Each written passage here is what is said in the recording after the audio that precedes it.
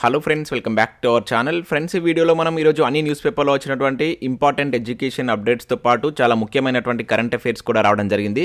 So వాటన్నిటి గురించి one by one ఈ వీడియోలో అయితే చూద్దాం. సో వీడియో చూస్తున్న ప్రతి ఒక్కరు వీడియోని ఖచ్చితంగా లైక్ చేయండి. డైలీ 1 to 2 hours వర్క్ చేసి 6 to 8 న్యూస్ పేపర్ చదివి ఇన్ఫర్మేషన్ మీకు అయితే అందించడం జరుగుతుంది.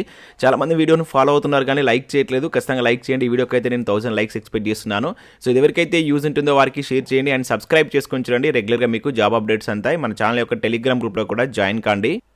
ఫ్రెండ్స్, మన ఛానల్ ద్వారా గ్రూప్ 4కి సంబంధించినటువంటి ఫుల్ వీడియో కోర్సు జస్ట్ 500 రూపీస్కే 6 months వ్యాలిటీతో అయితే అందించడం జరుగుతుంది. పేపర్ 1, పేపర్ 2కి సంబంధించిన కంప్లీట్ కోర్స్ అయితే యాప్లో అందుబాటులో ఉంది. అక్కడ శాంపిల్ క్లాసెస్ ఉంటాయి.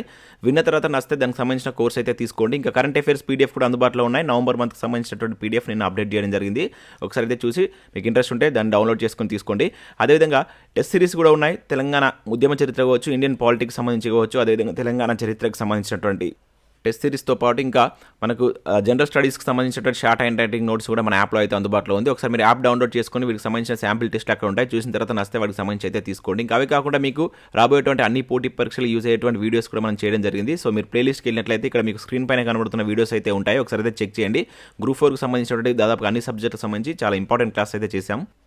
ఫ్రెండ్స్, ఈరోజు అప్డేట్స్ కనుక చూసినట్టయితే మనకు ఫస్ట్ అప్డేట్ వచ్చేసి టీఎస్పీఎస్సీ నుంచి మనకు మరొక నోటిఫికేషన్ అయితే రిలీజ్ కావడం జరిగింది. పాలిటెక్నిక్ లెక్చరర్కి సంబంధించిన నోటిఫికేషన్ నిన్న ఈవినింగ్ అయితే రిలీజ్ చేశారు.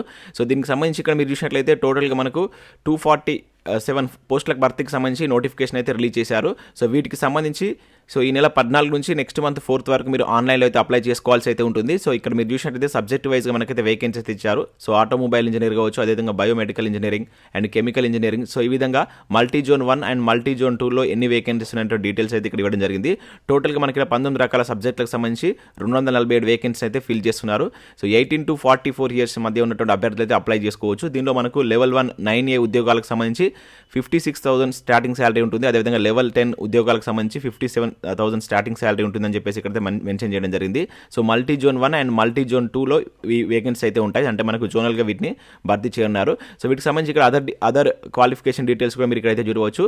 ఇక ఎడ్యుకేషన్ క్వాలిఫికేషన్ కనుక చూసినట్లయితే సో ఇక్కడ లెవెల్ 9Aకి సంబంధించి కనుక చూసినట్లయితే సో వీటికి సంబంధించి మీరు 4 years బ్యాచిలర్ డిగ్రీ చేసినటువంటి అభ్యర్థులు అంటే బీఈ బీటెక్ చేసినటువంటి అభ్యర్థులు అయితే వీటికి అప్లై చేసుకోవచ్చు. 56,000 స్టార్టింగ్ శాలరీ ఉంటుంది ఇక్కడ మెన్షన్ చేసినటువంటి పోస్టులకు. అదేవిధంగా లెవెల్ 10కి సంబంధించి కనుక చూసినట్లయితే ఇక్కడ బ్యాచిలర్ డిగ్రీతో పాటు మీరు మాస్టర్ డిగ్రీ అనేది ఆ సంబంధిత సబ్జెక్ట్లో కంప్లీట్ చేసి ఉండాలని చెప్పేసి మెన్షన్ చేశారు. ఇట్లా మనకు సబ్జెక్ట్ వైజ్గా అయితే వాటికి సంబంధించినటువంటి క్వాలిఫికేషన్స్ అయితే ఇక్కడ మెన్షన్ చేయడం జరిగింది. ఒకసారి మీరు నోటిఫికేషన్ పీడిఎఫ్ డౌన్లోడ్ చేసుకొని చూడండి. సో దానికి సంబంధించి మీకు కనుక పర్టికులర్ క్వాలిఫికేషన్ ఉన్నట్లయితే వీటికి అప్లై చేసుకోండి. సో వీటికి సంబంధించి ఇంకా అదర్ డీటెయిల్స్ కూడా ఇక్కడ ఇవ్వడం జరిగింది. సో ఇక్కడ ఏజ్ రిలాక్సేషన్ కూడా వర్తిస్తాయి. వాటితో పాటుగా మనకు ఏదైతే టీఎస్పీఎస్సీ రూల్స్ ప్రకారం ఉన్నటువంటి ఏజ్ రిలాక్సేషన్స్ అయితే ఉండడం జరుగుతుంది. వీటికి సంబంధించి ఫీ వచ్చేసి మనకు అప్లికేషన్ ప్రాసెసింగ్ ఫీ వచ్చేసి 200 ఉంది. అదేవిధంగా ఎగ్జామినేషన్ ఫీ వచ్చేసి 120, అంటే మనకు 320 రూపీస్ అనేది అప్లికేషన్ ఫీజు అయితే ఉండడం జరిగింది. సో పూర్తి వివరాలకు ఒకసారి నోటిఫికేషన్ పీడిఎఫ్ అయితే డౌన్లోడ్ చేసుకొని చూడండి. మీకు టీఎస్పీఎస్సీ వెబ్సైట్లో ఈ పీడిఎఫ్ అయితే అందుబాటులో ఉంది. సో నెక్స్ట్ ఇక్కడ పేపర్లో వచ్చినటువంటి అప్డేట్స్ కనుక చూసినట్లయితే ఫస్ట్ అప్డేట్ వచ్చేసి సో ఈవెంట్స్కు అంతా రెడీ అనే టైటిల్ తోటి వెలుగు న్యూస్ పేపర్లో మనం ఒక అప్డేట్ అయితే చూడవచ్చు. జనవరి 3 వరకు ఫిజికల్ టెస్ట్లు అని చెప్పేసి ఇచ్చారు. అభ్యర్థులకు సూచనలు అంటూ కూడా ఇక్కడ చూడవచ్చు. సో అడ్మిట్ కార్డు ఉన్న వారికే ఎంట్రీ, హాజరు కానటువంటి 24,733 మంది అభ్యర్థులు. అంటే ఇది ఖమ్మం జిల్లాకు సంబంధించినటువంటి న్యూస్ పేపర్లో వచ్చింది. సో ఇక్కడ చూసినట్లయితే లేటెస్ట్ టెక్నాలజీ, మరింత పారదర్శకత అని చెప్పేసి ఇక్కడ ఇవ్వడం జరిగింది. సో ఈ రోజు నుంచి మనకు ఎస్ఐ కానిస్టేబుల్ ఉద్యోగాలకు సంబంధించినటువంటి ఫిజికల్ టెస్ట్లు అయితే ప్రారంభం కావడం జరిగింది. దానికి సంబంధించి ఈ రోజు మనకు వివిధ న్యూస్ పేపర్లో అయితే అప్డేట్స్ వచ్చాయి. సో ఇక్కడ కరీంనగర్ డిస్ట్రిక్ట్ స్పెషల్ కూడా చూడవచ్చు. దేహదారుణ్య పరీక్షలకు సర్వం సిద్ధం, నేటి నుంచి ఎస్ఐ కానిస్టేబుల్ అభ్యర్థుల ఎంపిక అని చెప్పేసి మనకి ఇవ్వడం జరిగింది. సో ఇక్కడ మనకి ఏమేమి ఈవెంట్స్ ఉంటాయని చెప్పేసి మళ్ళీ ఇక్కడ మెన్షన్ చేశారు. మనకి ఏదైతే 800 and 1600 పరుగు కావచ్చు, అదేవిధంగా షార్ట్ పుట్, లాంగ్ జంప్ వాటికి సంబంధించిన డీటెయిల్స్ కూడా అయితే ఇవ్వడం జరిగింది. సో ఈ రోజు నుంచి మనకి ఈవెంట్స్ అయితే స్టార్ట్ కావడం జరిగింది. దానికి సంబంధించి ఈ రోజు దాదాపు అన్ని న్యూస్ పేపర్లు అయితే అప్డేట్స్ అయితే రావడం జరిగింది. సో మరొక ఇంపార్టెంట్ అప్డేట్ ఇక్కడ మనం చూడవచ్చు. వెలుగు న్యూస్ పేపర్లో వచ్చినటువంటి అప్డేట్ ఇది. So outsourcing panchayat secretary ఇక ఇంటికి అనే టైటిల్ తోటి ఒక న్యూస్ అయితే రావడం జరిగింది. సో ఇక్కడ డైరెక్ట్ రిక్రూట్మెంట్తో కాళ్ల భర్తీకి నిర్ణయం, 2560 పోస్టులు ఉన్నట్లు గుర్తింపు అని చెప్పేసి ఇక్కడ ఇచ్చారు.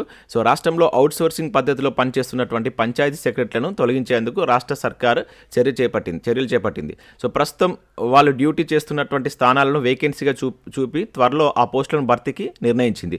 తాజా నిర్ణయంతో అవుట్ సోర్సింగ్ పంచాయతీ సెక్రటరీల ఆశలపై రాష్ట్ర సర్కార్ నీళ్లు చల్లినట్లయిందని చెప్పేసి ఇక్కడ ఇచ్చారు. సో తాము జూనియర్ పంచాయతీ సెక్రటరీ ఎగ్జామ్ రాసిన వాళ్ళమేనని, ఆర్డర్ ఆఫ్ మెరిట్ ద్వారానే డిపిఓలు తమను రిక్రూట్మెంట్ చేశారని అవుట్సోర్సింగ్ పంచాయతీ సెక్రటరీలు తెలిపారు.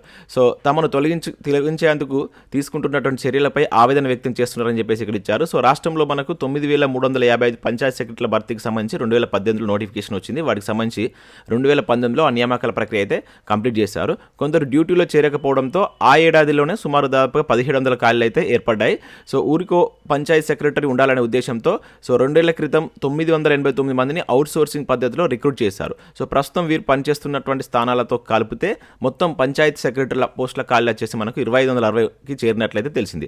అయితే ఈ పోస్టులన్నింటినీ డైరెక్ట్ రిక్రూట్మెంట్ వేకెన్సీలుగానే నోటిఫై చేయాలని గతంలో ఉత్తర్వులు జారీ అయిన కొందరు డిపిఓలు అవుట్సోర్సింగ్ పద్ధతిలో రిక్రూట్ చేశారని పంచాయతీరాజ్ శాఖ డైరెక్టర్ హనుమంతరావు తెలిపారు.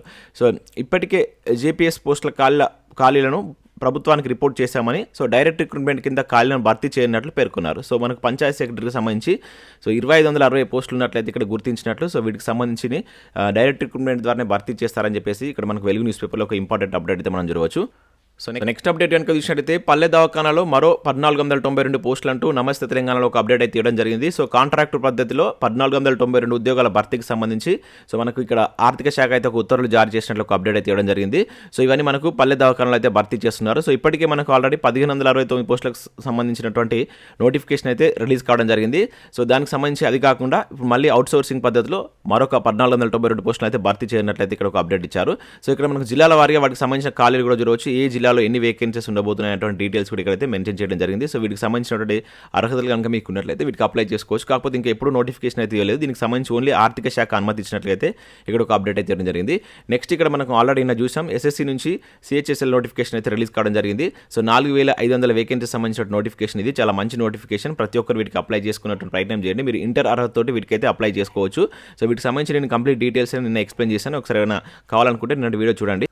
సో ఇవి మనకు వివిధ న్యూస్ పేపర్లో వచ్చినటువంటి important education updates. Next current affairs చూద్దాం. చాలా ఇంపార్టెంట్ కరెంట్ అఫైర్స్ అయితే ఉన్నాయి. సో ఖచ్చితంగా వీడియోని లైక్ చేయండి. ఒకే వీడియోలో మీకు ఎడ్యుకేషన్ అప్డేట్స్తో పాటు కరెంట్ అఫైర్స్ కూడా అయితే అందించడం జరుగుతుంది.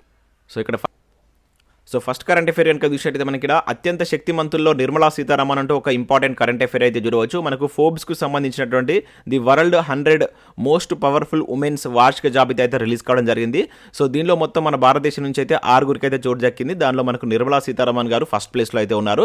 సో వారితో పాటుగా ఇక్కడ చూసినట్టయితే కిరణ్ మజుందార్ షా అండ్ అదేవిధంగా ఫాల్గుని, రోష్ని, మాధవి, అదేవిధంగా సోమమండల్కు దీనిలో అయితే చోటు దక్కడం జరిగింది. దీనిలో మనకు 36 ప్లేస్లో నిర్మలా సీతారామన్ మన ఇండియా నుంచి అయితే ఫస్ట్ ప్లేస్లో ఉండడం జరిగింది. చాలా ఇంపార్టెంట్ జాబితా, గుర్తుంచుకోండి. ఇది ఫోర్బ్స్ మోస్ట్ 100 పవర్ఫుల్ ఉమెన్స్ జాబితా అనమాట వార్షిక జాబితాను అయితే రిలీజ్ చేసింది.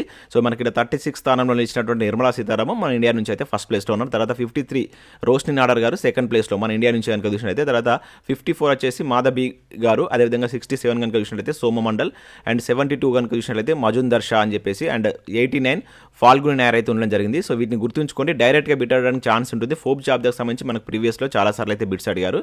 ఇక నెక్స్ట్ విషయం అయితే దేశంలో సగం ఆన్లైన్ ఆర్థిక మోసాలు ఇక్కడే అంటూ మరొక కరెంట్ అఫైర్ ఇక్కడ చూడవచ్చు. సో ఆన్లైన్ ఆర్థిక మోసాల నమోదులో తెలంగాణ దేశంలోనే ప్రథమ స్థానంలో నిలిచినట్లు ఇక్కడ ఒక అప్డేట్ అయితే చేయడం జరిగింది. సో 2021లో దేశవ్యాప్తంగా మనకు మొత్తం అన్ని రాష్ట్రాల్లో కలిపి దాదాపు 14,000 కేసులు నమోదు కాగా ఒక తెలంగాణలోనే 7,000 కేసులు రిజిస్టర్ అయ్యాయని చెప్పేసి ఇక్కడ ఇవ్వడం జరిగింది.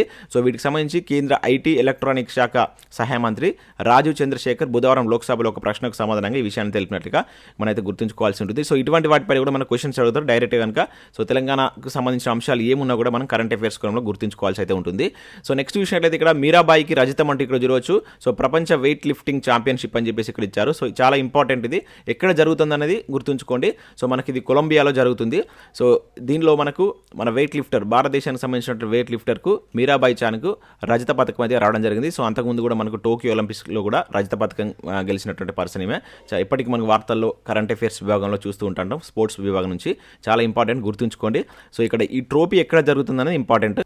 సో నెక్స్ట్ కరెంట్ అఫైర్ విషయంలో B20 ఇండియా చైర్గా ఎన్ చంద్రశేఖర్ అంటే ఇక్కడ ఒక అప్డేట్ అయితే మనం చూడవచ్చు. అయితే మనకు వచ్చే ఏడాది మన భారత్లో G20 సమావేశాలు అయితే నిర్వహించబోతుంది. సో దానికి సంబంధించి మన దేశం అధ్యక్షత వహిస్తున్నటువంటి ఈ టైంలో సో ఈ సమావేశాల్లో వ్యాపార అజెండాకు సంబంధించి చంద్రశేఖర్ అధ్యక్షత వహిస్తున్నట్లు ఇక్కడ మనకు ప్రభుత్వం అయితే నిర్ణయించింది. దీన్నే మనం B20 ఇండియా సెక్రటరీ సిఐగా చెప్తాం అన్నమాట. సో దానికి సంబంధించి ఎన్ చంద్రశేఖర్ అయితే నియమితులు కావడం జరిగింది. సో G20కి సంబంధించి మన దేశంలో 2023లో జరుగుతుంది కనుక సో ఇక మీదట ఎప్పటికీ ఇది మనకు కరెంట్ ఇష్యూగా ఉంటుంది కనుక ప్రతిసారి వీటైతే చూసుకోవాల్సి ఉంటుంది. వీటన్నిటిని ఒక దగ్గర మీరైతే అయితే రాసుకోండి, అది ఈజీగా మీకైతే గుర్తుండేటువంటి ఛాన్స్ ఉంటుంది. ఇక నెక్స్ట్ విషయం అయితే మనకు ఓఎన్జీసీ చైర్మన్గా అరుణ్ కుమార్ అయితే నియమితులు కావడం జరిగింది. సో మనకు ప్రభుత్వ రంగ దిగ్గజ ఓఎన్జీసీ చైర్మన్గా మనకి ఎవరైతే అరుణ్ కుమార్ గారు అయితే నియమితులైనట్టు ఇక్కడ ఒక అప్డేట్ అయితే ఇచ్చారు. సో ఇవి మనకు నియామకాలకు సంబంధించి. సో ఇవి మనకు వివిధ న్యూస్ పేపర్లో వచ్చినటువంటి కరెంట్ అఫైర్స్, అదేవిధంగా ఎడ్యుకేషన్ అప్డేట్స్. సో వీడియో నచ్చినట్లయితే లైక్ చేసి మీ మిత్రులకైతే షేర్ చేయండి. Thanks for watching. Thank you.